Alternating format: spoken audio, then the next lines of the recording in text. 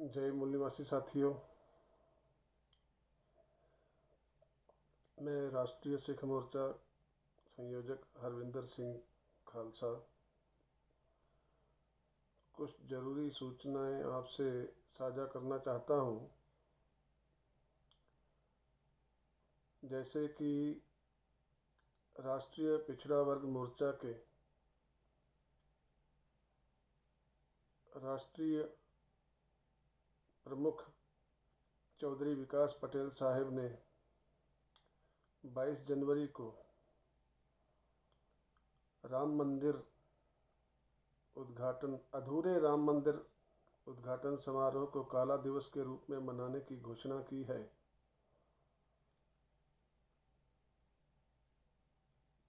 और उसका समर्थन भारत मुक्ति मोर्चा, बहुजन क्रांति मोर्चा के मुख्य श्री वामन मेश्राम साहब जी और बहुजन मुक्ति पार्टी की तरफ से भी काला दिवस रूप में मनाने की घोषणा की गई है। तो राष्ट्रीय सिख मोर्चा भी यहाँ पर 22 जनवरी 2024 को काला दिवस के रूप में मनाने की घोषणा करता है। और ये घोषणा हमें क्यों करनी पड़ रही है? क्योंकि बीजेपी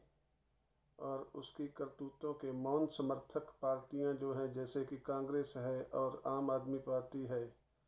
तथा और जितनी भी पार्टियां हैं जिन्होंने बीजेपी के कृत्यों का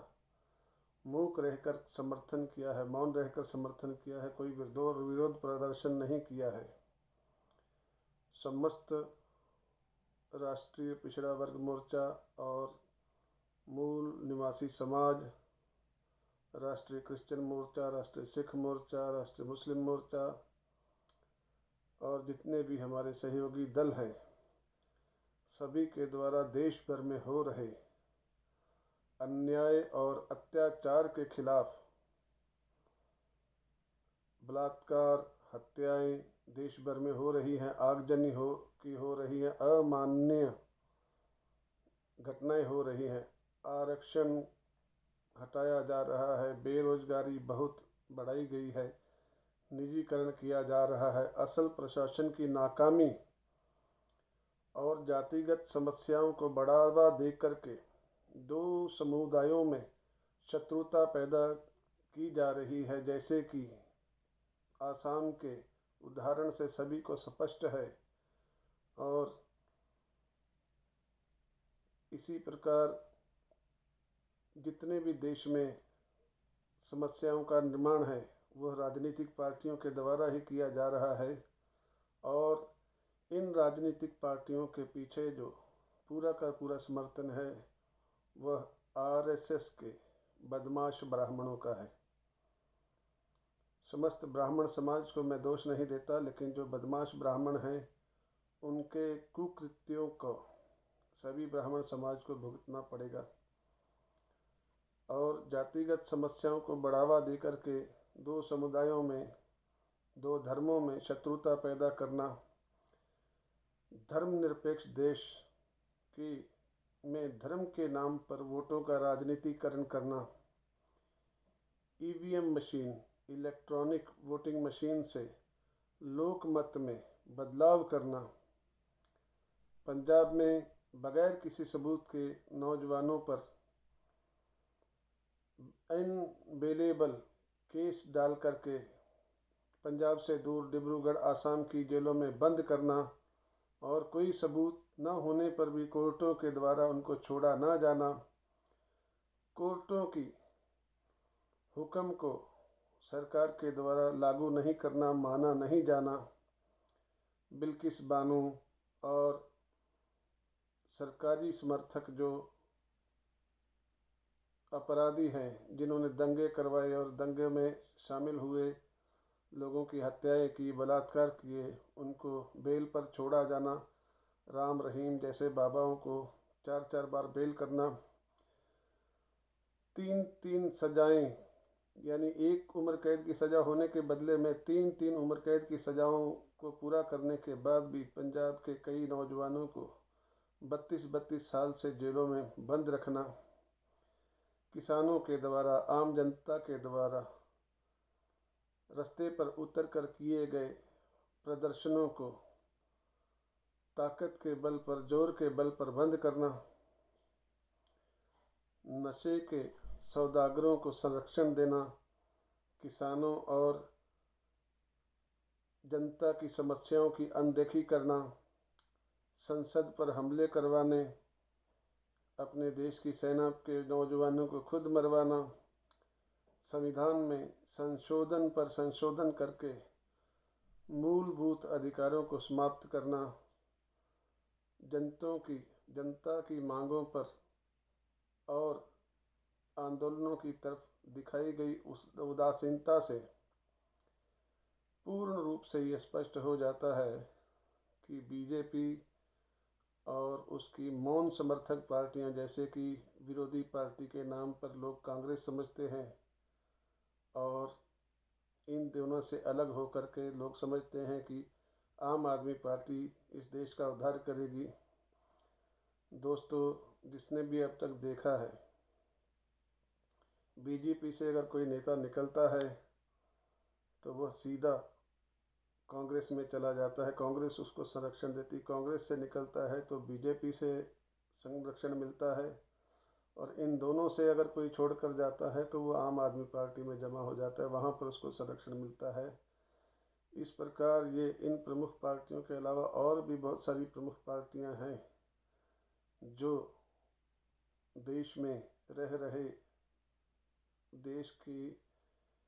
इनके द्वारा अपनी सीटों पर लोगों के प्रतिनिधि नहीं चुने जाते, इनके गुलाम चुने जाते हैं, और फिर उसके ऊपर संसद में उनको बोलने नहीं दिया जाता, या फिर वही बोलने दिया जाता है जो इनका मत होता है। तो इससे यह भी स्पष्ट हो जाता है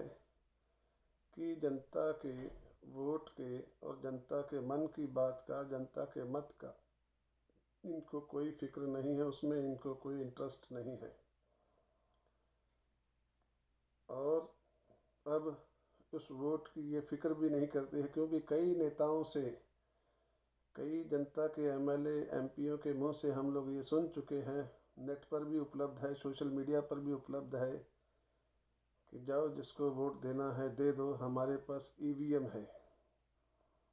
तो यह जो ईवीएम है, इसके द्वारा जनता के मत का, जनता के वोट का बदलाव किया जाता है, और जब इनको हमारे वोट की ज़रूरत ही नहीं तो ये हमारी मांगों को मानेंगे कैसे। उद्योगपतियों के कर्जे माफ़ कर रही है, जब वहाँ पर किसान और मजदूर आत्महत्याएं कर रहे हैं। इन पर, इन नेताओं को या इन आरएसएस के गुलामों को कोई नहीं पड़ी है। ये वही बोलते हैं जो इनसे बुलवाया जाता है, जबकि जनता में असंतोष है, जनता में बहुत मायूसी पसरी हुई है। लोग देश छोड़ छोड़ कर जाने को तैयार बैठे हैं, देश छोड़ रहे हैं, और जिन उद्योगपतियों को इन्होंने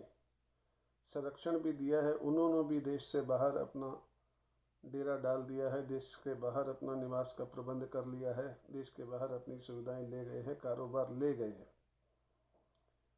तो इनसे कोई पड़ा नहीं है इनको। तो हमारा यह कहना है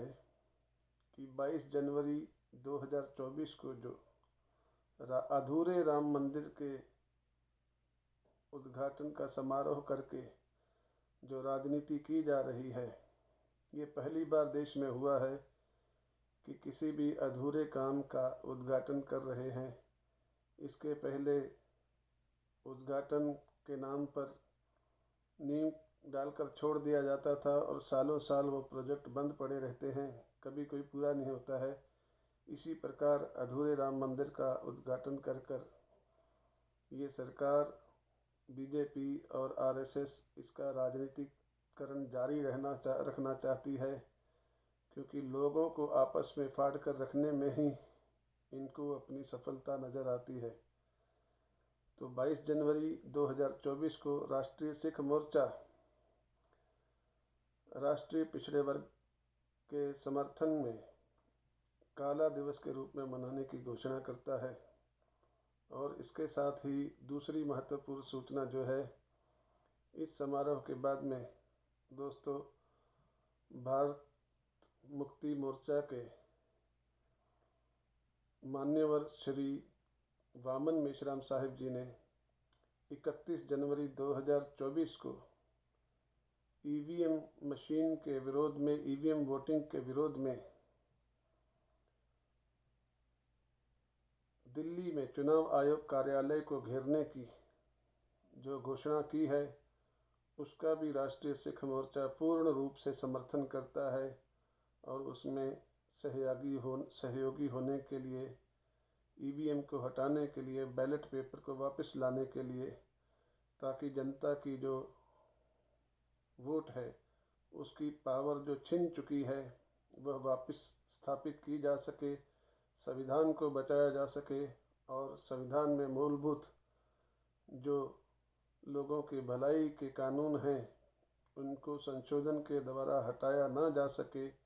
इसके लिए ईवीएम का हटना ज़रूरी है। लोगों को अधिकार मिले जनता के नाम पर, जनता के वोट के नाम पर, चाहे वो चोरी करके ही बनी हुई सरकारें हैं, वो जनता की मांगों पर ध्यान दे, जनता की मांगों को सुने। जनता ही देश का असली शासक वर्ग होना चाहिए। जनता के द्वारा बनाए गए नेता या उनकी मनमानी नहीं चलनी चाहिए। जनता ने तो कोई नेता अभी बनाया ही नहीं है, ये सिर्फ एक रस्म होती है और रस्म के नाम पर ये हमारा वोट का मत जो है उसको लूट चुके हैं। तो सभी से अपील है, 2 तारीखें याद रखिए, 22 जनवरी को काला दिवस और 31 जनवरी 2024 को ईवीएम वोटिंग मशीन को हटाने के लिए चुनाव आयोग कार्यालय का घेराव किया जाएगा। देश के समूह सिखों से और समूह संबंधों से, सभी धर्मों के लोगों से और सभी समाज के वर्गों से अपील है कि उस दिन भारी से भारी संख्या में ईवीएम वोट के विरोध में अपना हक बचाने के लिए, अपना वोट का अधिकार बचाने के लिए, अपना जनता का शासक बनाने के लिए और जो नाम के लिए डेमोक्रेसी रह गई है उसको सही रूप में लोकतंत्र में बदलाव करने के लिए याद रखिए 1947 के टाइम पर मिली आज़ादी से भी बड़ी आज़ादी की लड़ाई है ईवीएम को हटाने की लड़ाई। अगर यह बात आपके समझ में आती है तो हमारी बात को मानिए, उस पर ध्यान दीजिए, उस पर विचार कीजिए और अपने आने वाली पीढ़ियों के अधिकारों के संरक्षण के लिए, सभी देशों में प्यार और इत्तेफाक के लिए आप लोग ईवीएम वोट के मशीन के विरोध में, ईवीएम के विरोध करने के लिए राष्ट्रीय सिख मोर्चा और भारत मुक्ति मोर्चा, वामसेफ और उसके राष्ट्रीय पिछड़ा वर्ग मोर्चा का साथ सहयोग करें और अपने अधिकारों को बचाएं। धन्यवाद, धन्यवाद। जय मूल निवासी, जय भारत। जो बोले सो निहाल, सत श्री अकाल।